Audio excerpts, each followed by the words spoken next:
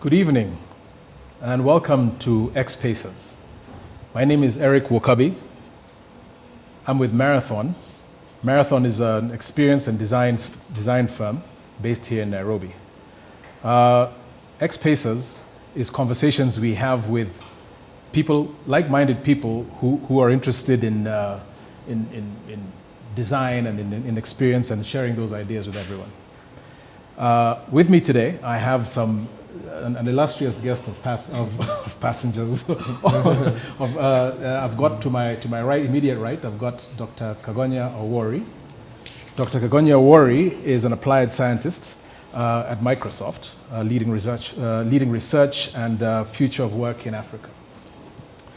Kagonya has a passion for creating knowledge on and for people and businesses in Africa and building intelligent solutions for Africa that can be scaled globally. Also here I have another doctor, Nathaniel Peterson, Vice President at Bursara Center for Behavioral Economics. Nate has an illustrious career and spends his time at Bursara, where he studies perceptions of risk, design necessary to help customers and beneficiaries take new technologies to the next level. And last but obviously not least, we have our very own homegrown Ich Kishuke. He's a service design lead at IDEO Group, at IDEO.org, where he creates thoughtful and integrated experiences, services, and spaces that ladder up to great impact. Welcome, everyone. Thanks. Thank you. Thank you. Now, as you know, this was actually supposed to be headed by Vincent Ndonye. He was supposed to be the moderator. But unfortunately, he couldn't be joining us tonight. But he does have a message from us all the way from across the lands. Vincent. Good evening, everyone, and a warm welcome to XPACERS by Marathon. XPACERS is a forum where we hold discussions with our favorite designers and people involved in building products and services around the world. And this evening, we have a fantastic group of panelists who will be sharing their experiences in their current roles and some of the work that they've done in the past. And we're really looking forward to a fantastic conversation. I was supposed to be there in person with you. Unfortunately, things happen and we've had to adjust. So I won't be joining you in person, but I'll be participating along with everyone, all of you all, online and watching this broadcast. Without further ado, let me hand it over to the guests. Welcome, everyone. Thank you. Thank you. Thank you, Vincent. And yes, indeed, welcome. So I'm going to jump right in. Behavioral science. What is it? What is it that excites you? And how did you get about doing this? Let me start with ladies, obviously. Well, in my field, we call it human-computer interaction. And a subset of it actually is the social sciences. So if I was to describe what HCI is, it's a nexus of computer science in one circle. Remember the Venn diagram? I'm taking you guys back to school. So you have computer science in one circle. You have design with a capital D in another circle. And then you have the social sciences. And under these social sciences, we have anthropology, sociology, and a whole combination of ologies. So the reason why I love HCI is because of these three elements. So we look at human behavior. We study what people do. We study what they don't do. And we study them as subcategories of who they are.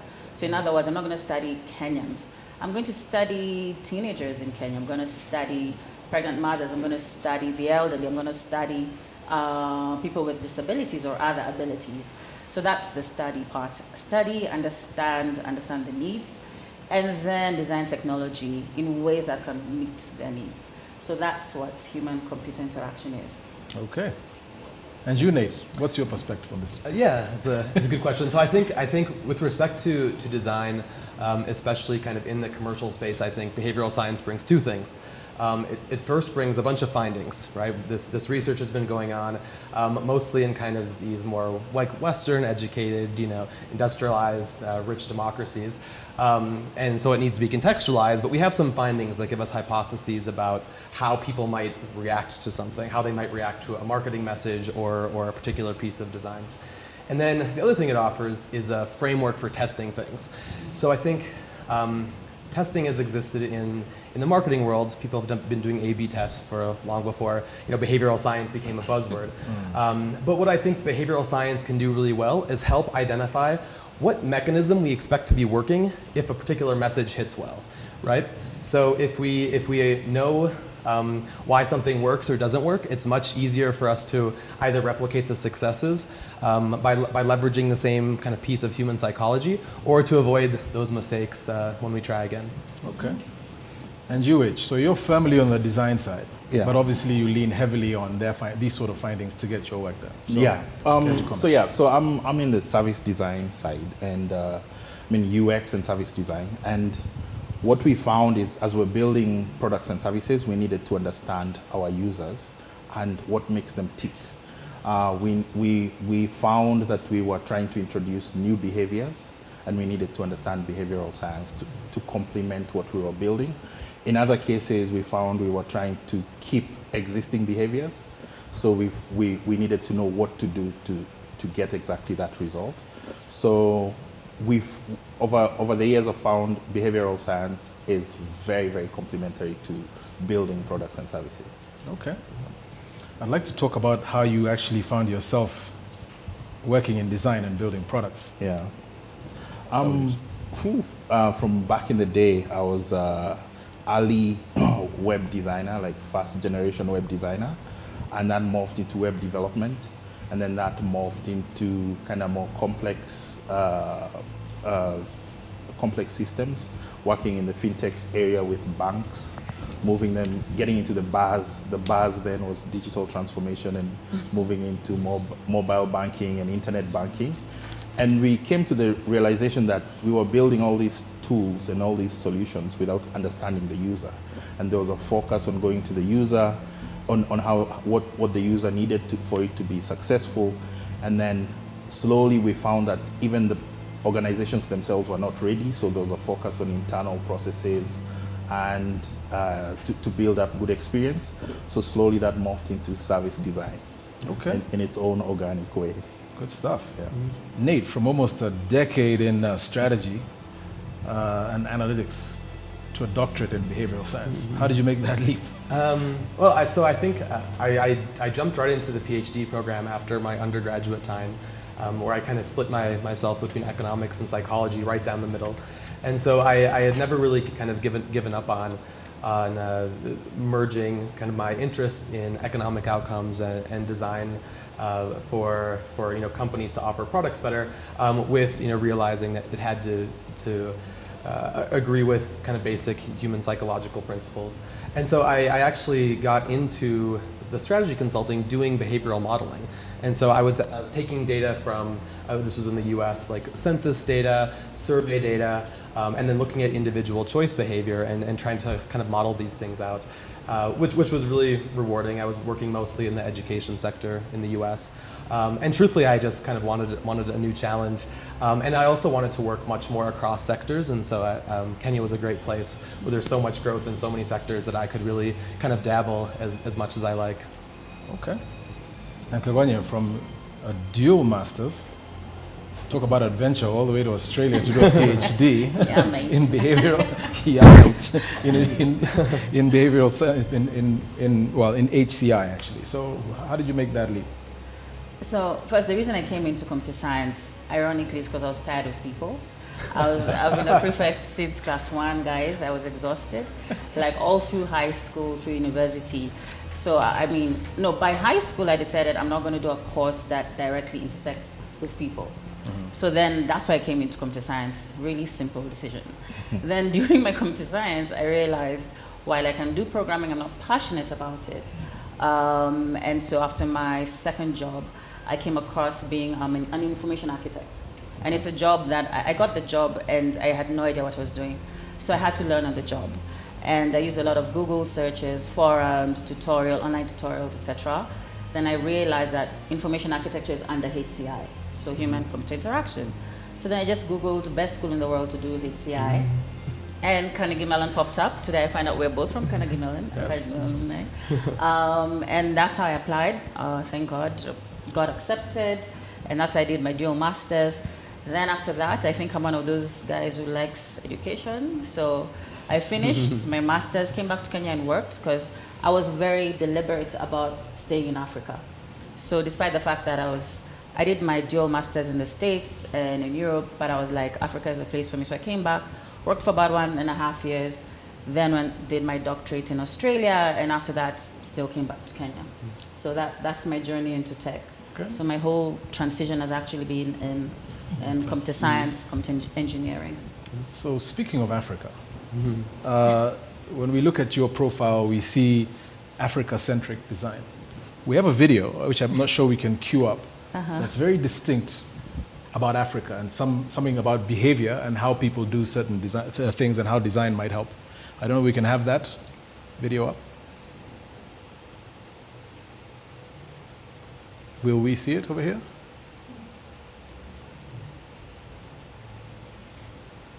There we go.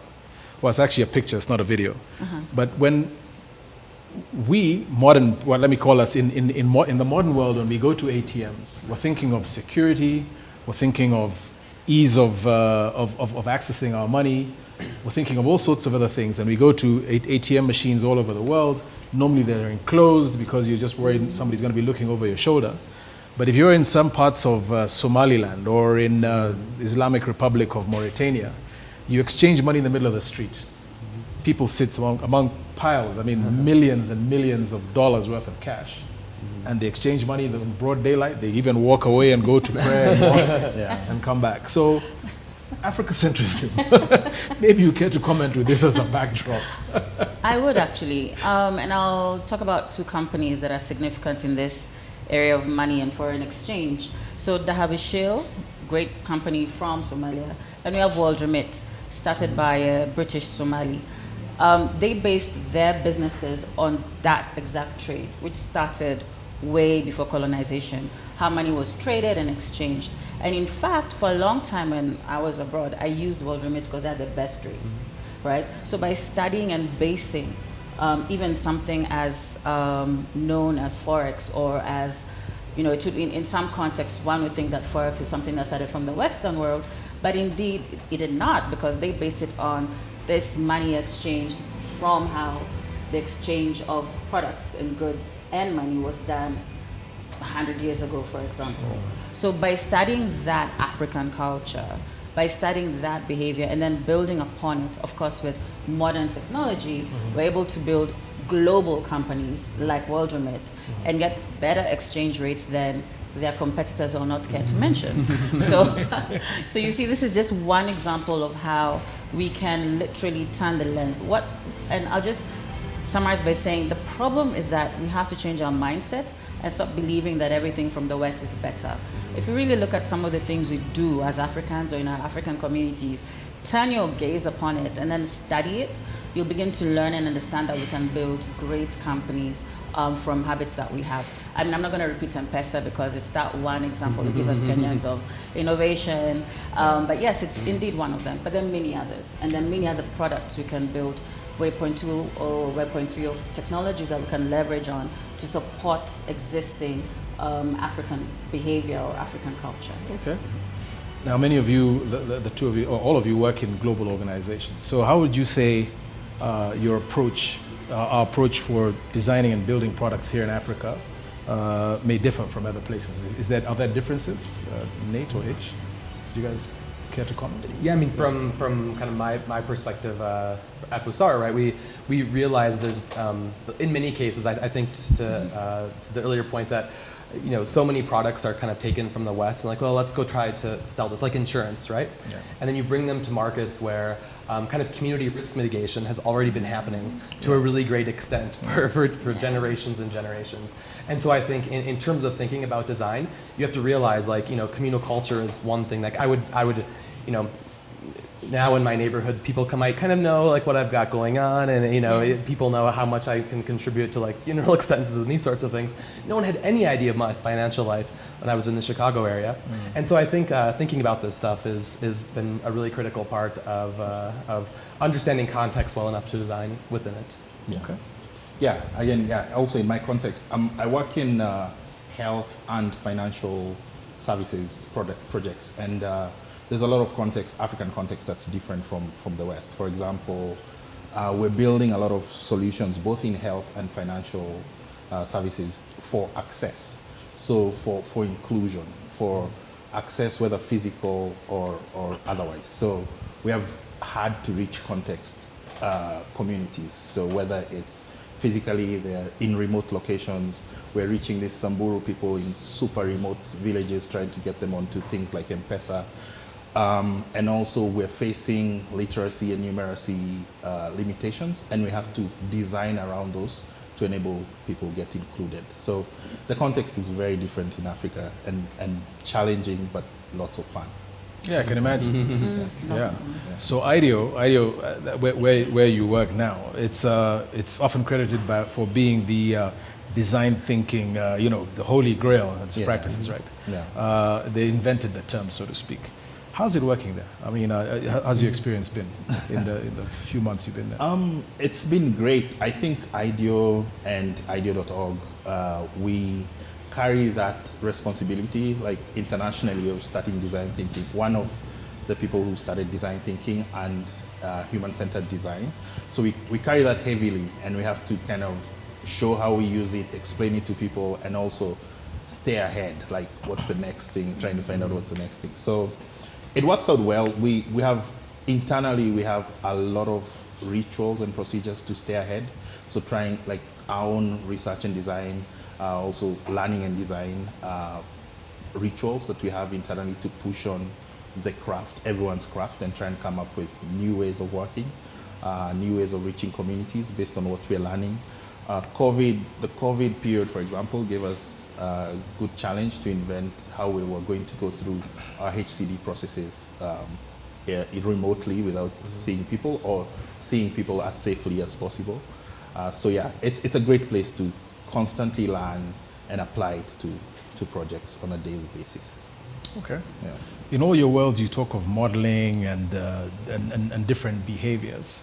What would you say, and I'll ask you all individually, what do you say is your most impactful human behavior, or what you find yourself focusing on time and time again? I can throw some examples, and these are things that you probably ring true with you, things like loss aversion, or habit formation, or preferences, heuristics, things like that, or bonded rationality, choice architecture. So are there some that just really sort of float to the top every time, or is it just depends on where you are? Shall I start? Yeah, I can start with that one. So I think, a number of these things, right? We leverage, of course, like loss aversion, where you're trying to get people, you can frame things either as gains or as losses for people, and it can really dramatically affect their decision making. But one thing I think that maybe is misconstrued a bit about kind of human behavior and behavioral science is that we try to think about things as like heuristics and biases, as an example, right? Like we talk about heuristics and biases, and there always seems, at least kind of outside of the behavioral science community, and even within it a bit, to be kind of a negative connotation there, right? But the truth is that we have to have, these ways of processing the infinite amount of information that we encounter during the course of our days. And so, like, realizing that lots of the things that we find out, might misfire or not go so well in terms of our decision making, they're really necessary structures for us to actually cope with our environments. And so just to remember that taking advantage of those heuristics and trying to place things kind of within people's decision making architecture appropriately to correspond to those heuristics that they might have when they're making decisions is really, really critical. And we're never going to kind of overcome them. And so these, you often see, especially in policy, the kind of more commercial design space has done a much better job of realizing that just giving people more information almost never ever solves any problems, right? It overwhelms people. We need these heuristics to deal with it in the first place. And so we have to be kind of more thoughtful about how we kind of bite off the snippets of things that we want people to actually process, and to help people process their world. by being a little bit more concise with what we provide to them, which I try to say as a relatively short answer. Yeah. Well, I want to introduce another picture here, and maybe just shift the lens a little bit here, our focus rather. So obviously, you know, MRIs are really scary. If anybody's ever had one or you've ever heard anything about them, they're noisy. There's claustrophobia, and it's really hard to do, and especially when you have to do it for young people, it's very difficult to get a young person to sit still and not freak out. Yeah. And even for older people. So obviously they've designed now, I think the top picture we can see one that looks a bit like a submarine, and I can see the shells, and you can see this. So if this young child, I guess, feels like they're underwater, maybe like Finding Nemo. And the older, the one for the adults at the bottom there, they have open MRI. So how does, behavior, and this is very simple, obviously, but how does behavior and thinking about some of these things help in healthcare? And obviously, when you guys are looking at it, you're looking at whole healthcare systems. But I want us to sort of keep this in mind and see when you're coming into an environment, how do you take that behavioral science and make it into and design for it? I could start with that one. Yeah. So the beauty of this diagram here is that it first of all focuses on two different types of users. So the one at the top is a child, the one at the bottom is an adult. There are many other characteristics about them that we're not going to go into. But the beauty about design and user-centered design, or HCI, is that we'd understand these two different people, understand what their needs are, and from that understanding we can build better technology for all. So as you've mentioned, it's a terrifying experience to be an MRI machine. The user group that would most obviously show that fear is children. So when you design MRI systems for children, in order to allow them to be less fearful, you make MRIs better for everyone, because that guy looks pretty stiff, so he might also be quite scared. But you see, he could also use an MRI system that is made to reduce his fear and anxiety when he's in the machine. So you see, by understanding, even we learn a lot from inclusive design. When we build technologies to cater for, say, people with disabilities, that has really helped us as Microsoft improve our voice technologies, for example. Can improve how we're designing even hardware, even our keyboards, right? So by focusing on making it better for a particular group of users, we make it better for all. So that's one of the beautiful things about design. Yeah. Speaking of design. I agree. It's going in with a design thinking mindset, which is really, we say it's being empathetic with the user, just creating empathy for the user, and that's really talking to the end consumer and really understanding, going deep to understand what they like, what they don't like, what's working, what's affecting them, and you're learning from them. It's an inspiration moment where the research moment, we call that inspiration. You're picking all sorts of information to learn their behaviors, their responses, etc. And then you get into ideation segment of design, where you're now throwing ideas around to solve the problems you've seen. And then you get into kind of a implementation mode. But mostly before that, we like at IDEO.org, we are famed for being heavy on prototyping. So we don't want to implement until we test, refine, until we feel it hits home with that user. So solutions like this would definitely come from talking to the end users themselves. Okay. Yeah. And then there's the word decision theory. Nate, I know this is your... So why is it important in product and service design, decision theory? Yeah, I think one thing that, I'll point to tech companies maybe more directly, but people often come up with technologies and then try to design for their uptake, right? And Steve Jobs already said this much better than I ever could, right? Which is that it needs to go the other direction, assess consumer needs, and kind of design the tech for it. I think what decision theory brings to the conversation is just to be very broadly aware of all of the circumstances that people are bringing to a decision, right? They're not just focusing on kind of your product or even like the general array of products they might be comparing, right? They might be thinking about their mom's health, right? They might be thinking about the birthday party they have to plan for their child, right? And so decision theory, I think, helps us map out all of these different circumstances so that we can be aware of them and understand when, not even just like prioritizing products, but even where does this decision get prioritized kind of in people's broader mind space. Because so often we're a bit adorable in thinking that our thing is going to be the most important thing for the people we're designing for. Correct. Yeah. So obviously you guys depend on huge teams and on huge on a lot of knowledge that's come before us, right? So if you don't have access to that design team or that designer, what can you do to apply this in your job? Yeah, good question. So say you want to build a product, you're a startup company, you've tinkered around, you have a prototype, but you want to finesse it, or you want to ensure that it has a product uptake that takes into consideration various factors. If you don't have a design team, I mean, my first question is why? but if you don't have a design team and I guess your resources are finite, then what I'll do, if you're a bunch of techies, just get online and you can do a very simple HCD course, courtesy of IDEO, and get to understand why you need to turn things on their head. Because literally, as Nate has said, you might build a product that you think is fantastic. I mean, I used to work at Safaricom, and one of the beautiful things that working at Safaricom is we used to get hundreds of people coming to us with great ideas. But were they really great? No. Not all of them, let me correct that. Because people, you always think that you're the genius and you have this beautiful product, but how about you test it? Test it 5-10 people who you project would be your primary users, and then get feedback from them. And through these courses that you can do online, many of them are free. You could give us more ideas about how long they take. You begin to know how you can do a very simple, inexpensive initial testing. So I'd encourage, if you don't have a team, you can literally do it yourself. And if you have finer resources, if you're a more established company, I would advise you or encourage you to get a team. We're many very bright Kenyans, we need jobs. So just hire people, please. Yeah. A little bit of our pitch. Exactly. Need to increase employment. Yeah. No, I totally agree with Kagonya.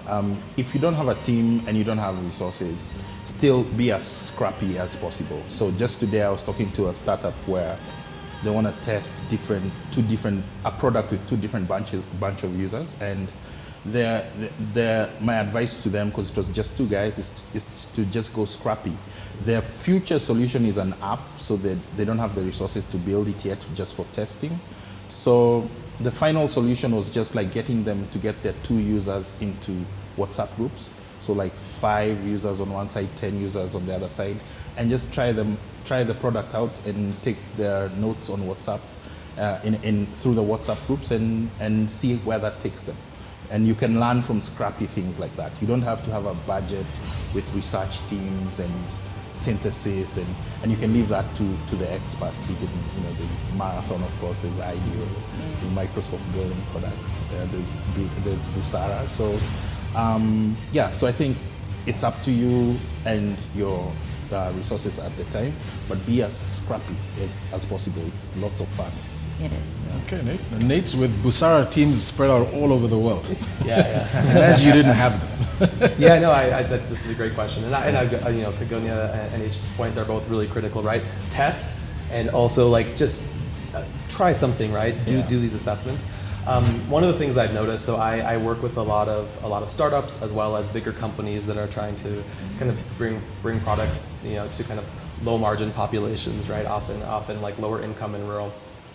And in order to kind of take the risks of even like talking about these things, starting the company, or trying to bring the product to your supervisor, whoever it is, you have to generate confidence in yourself, right? Why is this a good idea? Can I really, think about who might be using this and why?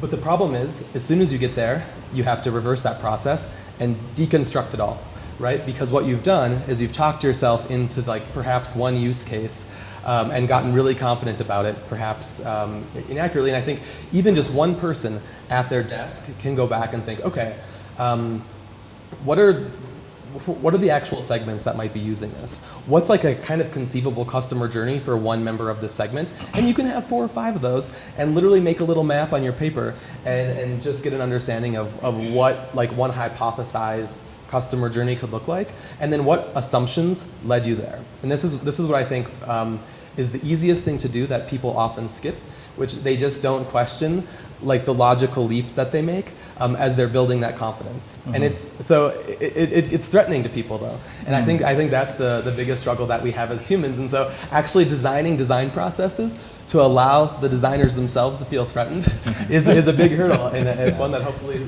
brilliant people like this can solve.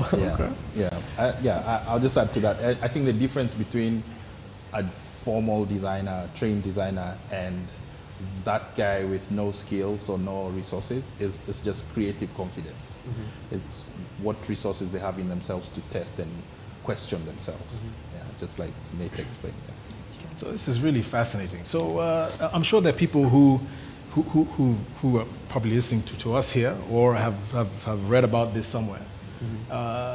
Where do you go to find out about this? I mean, who do you look for? Do you go to Google and look for? I have names here like Herbert Simon or Dan Ariely or IDEO, Acumen. Where do people start? Like, is there a place to start? I'll say between when we were learning about design and now, there's a lot more resources that we wish were there when we were starting.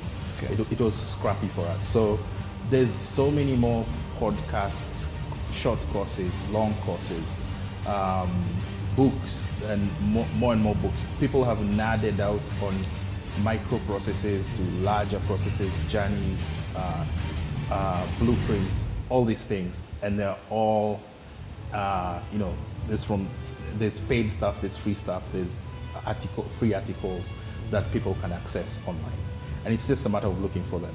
You can also get a bit more structured and go in for courses. You mentioned IDEO and Acumen. IDEO.org gives out HCD course free of charge, now I think twice a year. So just look out for that free course that we give out through the Acumen platform. And the rest of the year, it's available paid.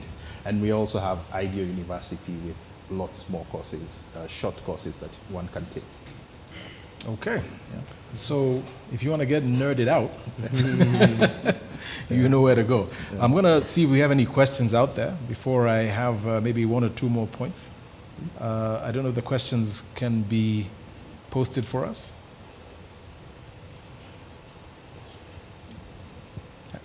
And if they're not ready, I have one of my own.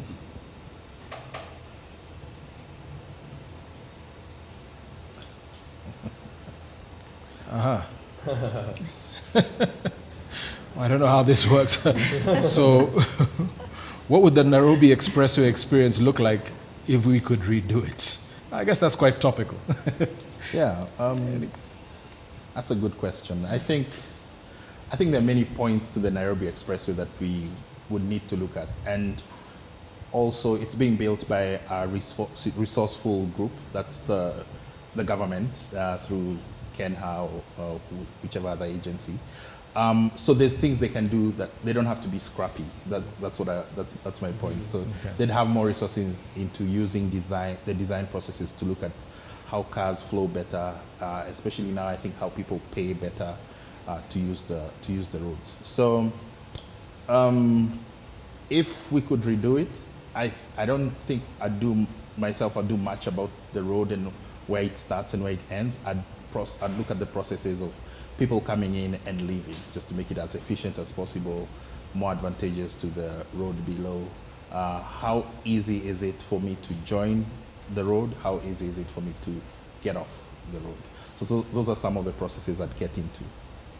Okay. Any other thoughts on that? I think I would, if I were to redo it completely, so let's be hypothetical. I start from, say the project takes 2 years. So what's going to happen to the road being destroyed?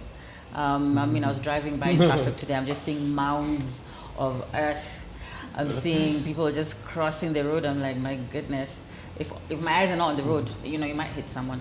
So what happens to that process of building? And can we take care of the experience of the people who are still using the road while the road is being built? So you need to think about the process of building and the different users, whether it's pedestrians, whether it's motorists, border riders. We need to take care of that. Then as we build the expressway, which you have now, it's a beautiful expressway. They've really thought to do features like greenery, which I was very excited about. Of course, now there are not so many green plants, but I believe that it's going to be attended to. But now let's really think about the pedestrians. We're still primarily a walking nation. I was laughing on Twitter when, of course, Kenyans on Twitter were making so many jokes about the haves and the have-nots and the more haves, because now the guys with cars have to use their logbook and all that. But on a serious note, so what happens to the people who are still going to be walking? What is their experience like, and how can they interact with that expressway? So I'd now, again, if there's one thing you'll hear about me today, it's the user groups. So divide it into user groups and then see how do they interact with roads, and why are they moving from point A to point B? Why are we still fighting on the road with cyclists and bikers? We've had so many unfortunate deaths of people who are on motorbikes and on bicycles. And these are other modes of transportation. How can we improve that?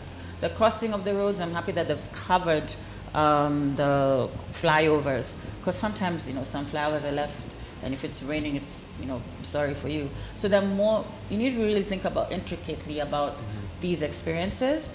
And I think here I'll give a nod to women in technology, because some of the beautiful things we think about are way beyond maybe the technical things. I'll give you an example of some airports. The reason why even the men's bathroom has a section for changing children is because the airport was designed by women, and they know that you can have single dads or dads take care of the children. So really, when you think about roads, have more women in those engineering teams and give them a voice so that we can think about every single type of user. Think about different types of cars. In Kenya, we have very interesting transportation, and hopefully it would be better. But the good thing is, it's not all lost. We can still improve the expressway, because we do appreciate what we have at the moment, but we can make it better. Thank you. There's another question here. Could you please give your thoughts on digital product design as a career in Kenya? I think that's also interesting, because I think digital product design, seen as a career like internationally, the way we think about it, is really lucrative and interesting if you're interested in it. But we have a Kenyan context to design for. Earlier, I talked about products that are bringing in we're trying to be more inclusive to our populations. So. And sometimes when we build these products, we actually exclude people. So for example, pushing fintech products to women who are excluded, or elite communities where there's illiteracy and low numeracy skills, we are then further exclude those people. So we have to start thinking of what's that digital product in Kenya look like for these communities. And they form most of the people in some cases. So we really have to think in that context. So it's an area that gets interesting once you start designing for those populations, and you can still be digital and still be inclusive, but you run the risk of also being exclusive. So I'd say in Kenya it will be unique. Yeah, quite unique for context. I'd just like to add to that quickly that I think kind of having worked in a couple of different markets, what you'll notice is that Kenya actually has quite a number of good designers available, and Kenya also has quite a number of people who can build technology. Half of them work at Microsoft. Jokes aside, it's the demand for these developers has just been striking. I agree. But I think there's still a bit of a gap though, and a little bit to Ish's point that you need people to help kind of pay attention to the context. And more so, we actually need product managers in between the kind of external data collection, the observational stuff. Where, if people are riding along or going along with pedestrians during the expressway development, there might be different perceptions of what were needed. But making sure that stuff translates to the designers as well as to the people who are building the tech in the first place. I think that still ends up kind of being a big struggle in a place where I think Nairobi especially has come, quite a long way in the last years. I think the demand is still, I couldn't even estimate it, nearly infinite perhaps. So I think having a digital product design with a bit of kind of product management focus would do someone very well for someone entering their career. Yeah. Okay. So this next question actually ties into one of mine. The question from one of our viewers says, which Kenyan government service or department would you redesign first if you could? And I think about this because I like this one because in some countries like the UK, behavioral science is something that the government even they partner with universities like at Warwick University, for example, and they do this stuff for free because they're trying to understand what is it that's influencing people, etc. So government makes decisions based heavily on behavioral science. Yeah. So to answer this viewer's question, which government service or department would we redesign first if we could? Do we have any comments on that? Or should we just leave it there?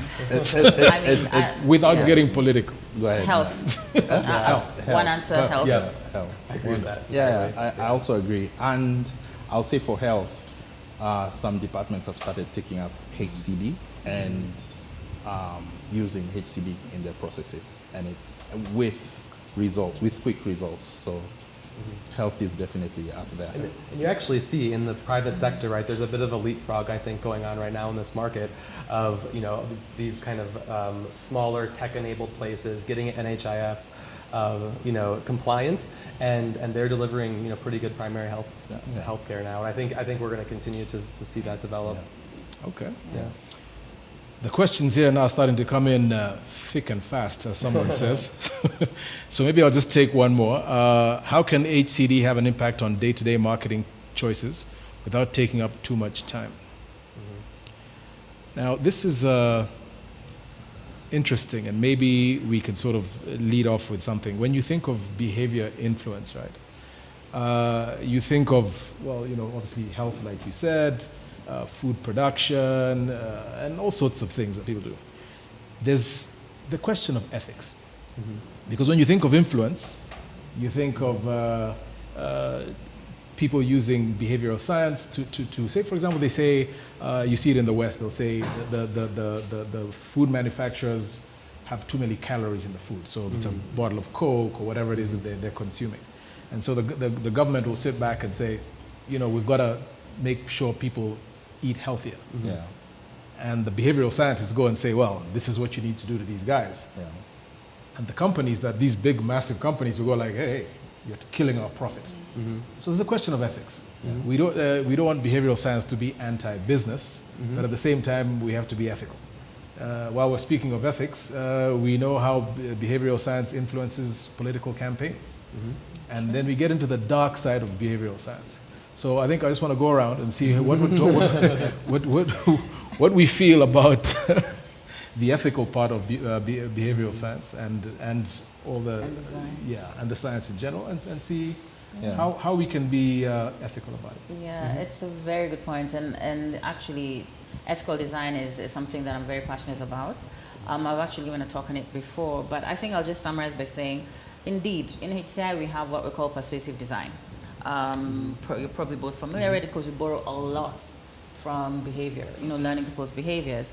And sometimes use that to our advantage. We can understand, say for example, I don't know how many of you remember when Apple first hit the market, at the end of it they would, send for my iPhone. So that was meant to create envy so that even you can go and buy an iPhone, and it worked for many people, right? So we look at these qualities of humans that could allow them to make decisions, as he talked about it, these decision points, and some of those factors are not necessarily promoting good ethical behavior, but they're beneficial to companies. But now the good thing is that lots of people in big tech are looking at this seriously, and they're trying to see how can we then, instead of being unethical, move towards being more ethical, still by understanding how people behave.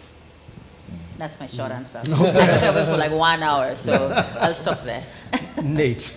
Yeah, I think, this kind of question of paternalism, hard paternalism, soft paternalism, and kind of taking, people have arranged themselves into camps of, let the free market just make decisions. Should we guide people? I think the most critical thing that we find from kind of decision theory and behavioral science is that you're always setting people up somehow, right? There's always a choice architecture there. A product may already be sold, and so the behavioral science can come in and kind of like make tweaks or improvements to uptake. And so working on projects where you feel like you're moving something in the right direction, I think is the best way, right? It's project selection for the people doing the behavioral science. But I mean, the problem is sometimes you don't even know if something could kind of become unethical at some point, right? We could be worried so much. Right now, there's a big drive to increase credit availability in Nigeria, and people are all there and like, there are other markets where we really did a good job of credit uptake, and maybe we should think about what the implications of this might be. Yeah. And so there's gotten to be a pretty major debate in that space, and everyone kind of has these ideas about where the stopping point and how much credit is too much credit. And I just think you have to be willing to engage in those conversations and have your work challenged, and if you can defend it, then you're doing the right thing, and if you can't, maybe go home. Yeah. Yeah. Any thoughts, Rich? Yeah, I'll say right now, like ethical business is key as something to include in business models. We hope it's something like startups or companies that exist can include. Mm-hmm. We've seen that happen with you mentioned Coke, then they'll move into kind of less destructive products like sugar-free and things like that.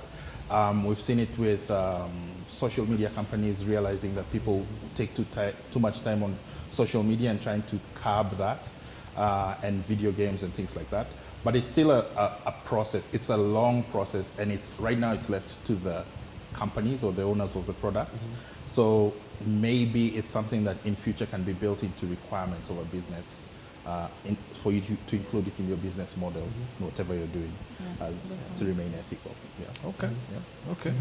I think I'll take one more question here, and there's one question here saying, how do you manage to bring on board stakeholders who are skeptical about design research or try to control the process? And I guess because of a lot of what we discuss is going over most people's heads. Mm-hmm. How do you convince them, especially the people who need to sign the check? or just adopt it for that matter. Yeah. I've been in a lot of situations where that has happened, and now we have a lot of case studies which we dive deep into as examples of what we've done before kicking off projects, to try and change their mind to accepting like design processes. But there's also guys who completely refuse to change their mind. So what we do right now is just bring them along. We make extra leaps, extra steps to bring them into every meeting, every activity. And with time, they begin to see the fruits of the different stages of design. So after inspiration, there's insights that are sometimes profound to them where they thought they knew. And then during ideations, there's new concepts that come out that are profound to them. And during prototyping, they can see why things fail and why we need to prototype. So we've carried people along the process, and that has changed them in the end. And interestingly, some of them have then become evangelists. Yes. Exactly. Once you convert them. Yeah. I actually have a kind of process that I've had to come up with, because I spend my time doing a lot of behavioral mindset change, right? Getting people open to these methods. And I think about it as like the distance of a case study to the actual experience of the person, right? So usually the people that are kind of against the idea have an assumption, and they're like, why are we doing all this? I know the truth about these customers. Okay, maybe you do. And so convincing them otherwise, you can't make general statements and like talk about methodologies or like how behavioral science or how design works as processes, because they it's irrelevant to them because they already know the answer, or they think they do. Yeah. And so starting with case studies that are maybe a bit further away and trying to get closer and closer to both the kind of psychological or design mechanisms that you're trying to hone in on, but also that maybe it's like geography or the particular segment, until they're actually along for the development of an actual case study, right, where you're developing a product or doing some tests that's like, you know, their product in that segment that they had an assumption about. And so you kind of just have to like draw down that distance until you arrive at where they are. And if they're validated, then you can say, oh, look at this wonderful methodology that helped prove your point. Mm-hmm. And if they're not, then you know, there's a lot of proof and they got to see the whole process by which they're proven wrong.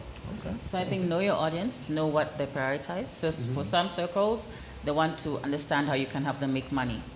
Other circles, you don't want to understand how they can increase their customers. So know what that big point is. I mean, for my circles, for example, right now in Microsoft, of course, we're a design-forward company, so it's my life is much, much easier. At the same time, I'm a qualitative researcher. The quant guys sometimes think we're making stuff up. So of course, I have to understand where they come from, then see how I can communicate to them in a way that makes them understand what we're doing and the importance of what we're doing. So even previous role, we worked together with Marathon, at my previous company, and the beautiful thing is that now Safaricom is hiring you know, UX designers and UI researchers and UX researchers, for example. But that's because you have conversations, we work, we prototype together, and now they're building really awesome, continuing to build awesome products. So I think it's understand who your audience is and what they prioritize, then, you know, know how to communicate with them. There you go. That's some sage advice. Thank you. So I think we're almost out of time. So I think I might just ask, maybe we can have some fun with this one. Do you, what has been your most memorable project, or is anything that's gone really crazy, or you know, what was unique or interesting about that, about the insights or the solutions? I can start. So I work a lot on kind of helping policymakers understand like digital products, right? So helping central bankers understand, you know, what this new wallet function might look like in their economy, and or you know, how people are understanding like cost of credit on the when they're getting like terms and conditions on their phones, right? Yeah. What's the experience of that for people? And my favorite moment ever in working in behavioral science is we ran an experiment. This was in Nigeria, though we've done versions of this in Kenya where things were less new, I guess, in the digital space. So Nigeria was a more striking case in which we had a bunch of people kind of do this like cost of credit comparison. We did some experiments to prove that like less and more simplistic information helped them actually understand the products better than this full crazy terms and conditions thing that they were getting via SMS. And then we had people kind of calculating costs of credit based on that. And then we had policymakers do it, central bankers. And the funniest thing is that they're all very good. Like they're economists and have PhDs and stuff, and they can calculate these costs of credit very easily. And they overestimate so significantly how well, like, you know, the constituents, the people in the broader market would do with that same information.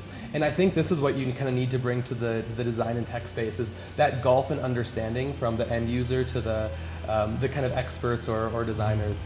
And so that's just, it really hammered home that point for me, and I'll never forget it. Any wild stories, any amazing insights? Not wild stories. I think my memorable project is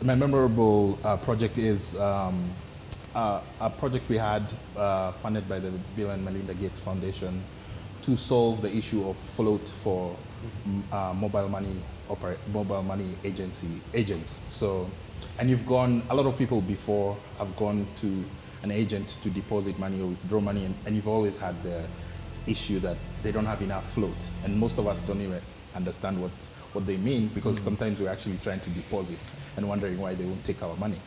So it's basically an imbalance in the e-money they have versus the actual cash they have in the office, which they have to balance. And so they either have more of one, they have a lot of cash, so they can't take in any more e-money, or they have a lot of e-money and they can't take your cash. So we solved this by creating in Kenya a peer-to-peer float marketplace for agents, where they request for float from each other and rebalance for each other.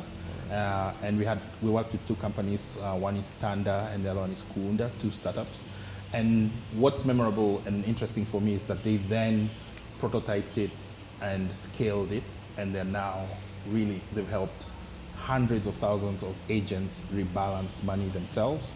They modified it a bit and they had to get some special licenses to run it, but they've moved mobile money agents from going from no float to having float even on weekends and Sundays and nights. So it's really memorable for me. And also when they tell us the volumes they're moving, it's astronomical figures. Well, that's impressive. Yeah. Kagonya, anything from you? Yeah, so I can't talk about projects now because You'll have to kill us. Sorry. Yeah. But so my previous role, way back, I was a consultant, and I was in this really great project. I was working with a startup company. It was exciting because their primary market was pregnant moms, so they're building a product for them. But unfortunately, there was no uptake, right? And I loved it because they were focusing on rural users, they were focusing on a tool that can work on feature phones. Everything was going well. So I decided to do an observation in one of their primary market areas, right? So, an area where it's very rural and they have a bunch of users that they're hoping to onboard. And so one of the, in my research reports and everything, one of the points I brought up based on observation is that the price was not the problem. The problem was the product.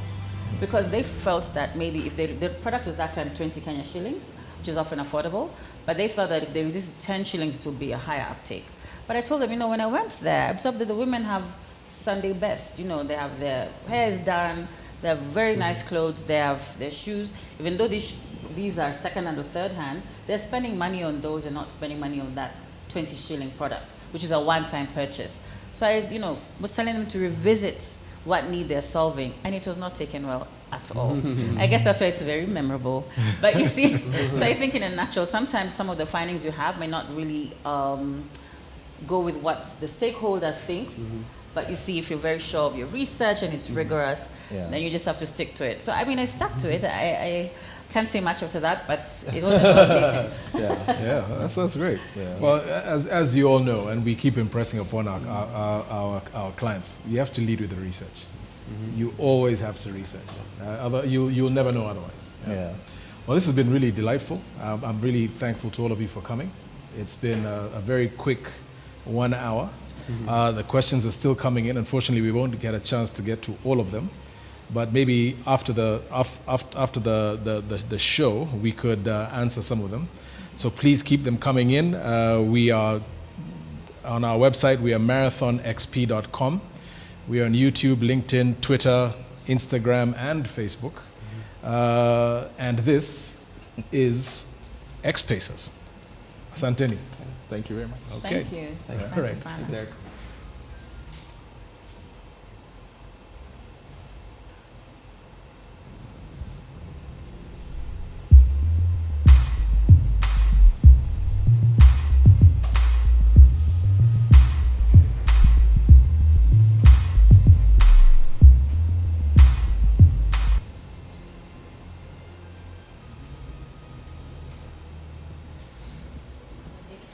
And I forgot to say thank you individually. Sorry, but thanks, guys. Thanks.